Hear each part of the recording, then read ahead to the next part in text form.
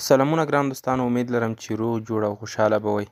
یو ځل بیا په دې نوي او مهمه ویډیو کې تاسو ته هرکلی وایم او په دې ویډیو کې مې ستاسو لپاره یو ځل بیا لکه د نورو ویډیوګانو په ډول یو څو مهمې او ضروري جملې راوړې دي. داسې جملې چې ستاسو لپاره په ورځني ژوند کې او محاوره کې زیات کومک کولی شي. نو راځئ چې په جملو باندې پیل وکړو. که مو چینل نوی سبسکرایب کړی نو چینل درسره سبسکرایب کړئ او ویډیو هم درسره لایک او د نورو دوستانو سره شیر کړئ. راځئ چې په درس او په جملو باندې پیل وکړو. لومړی مهمه او ضروري جمله ده It's too late. It's too late. ډیر ناوخته دی. It's too late. ډیر ناوخته دی. خوږو دوستانو، مخکې مو هم دا یادونه کړې وه چې کوم وخت کې ټولې صفت څخه مخکې راځي بیا د ډیر معنا لري. لکه څه ډول چې تاسو په دغه جمله کې هم لیدلی شئ چې ټولې لیټ څخه مخکې راغلی دی او لیټ خپله یو صفت دی، نو د ډیر معنا ورکوي. It's too late. ډیر ناوخته دی. راځو د بلې جملې په طرف. Come on time. Come on time. په خپل وخت راځه. Come on time. په خپل وخت حاضرېږه یا په خپل وخت راځه. Come on time. I don't have much time. I don't have much time. زه ډیر وخت نه لرم. I don't have much time. زه ډیر وخت نه لرم. I don't have much time. بله جمله. When do you come? When do you come? تاسو څه وخت راځئ.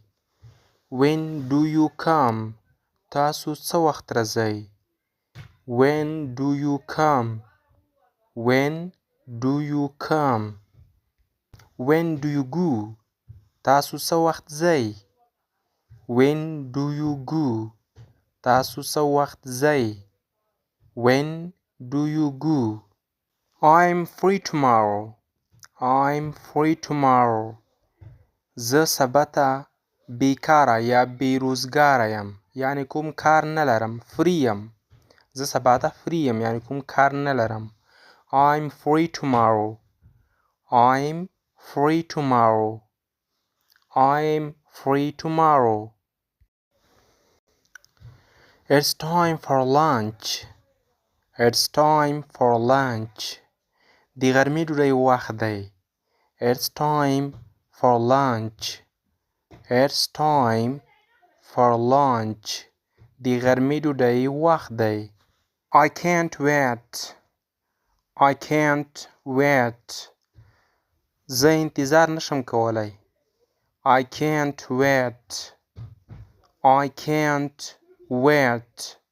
زه انتظار نشم کولی. I can't wait. ګرانو او خوږو لیدونکو، دغه وې یو څو مهمې او ضروري جملې چې په دې ویډیو کې مې تاسو لپاره راوړې وې او در وړاندې مې کړې. د نورو دا ډول ښایسته او مهمو ویډیوګانو او همدا ډول د انګلیسي د نورو بېلابېلو کلاسونو لپاره زموږ سره پاتې شئ او زموږ چینل درسره سبسکرایب کړئ. که مو دا ویډیو خوښه شوې وي نو ویډیو درسره لایک او هم یې نورو دوستانو ته ورسوئ او د نورو دوستانو سره یې شیر کړئ تر څو هغه هم یو څه ورڅخه زده کړي. تر بل دا ډول مهمې او ښایسته ویډیو پورې تاسو په لوی رب سپارم او الله مو مل شه. Thanks for watching.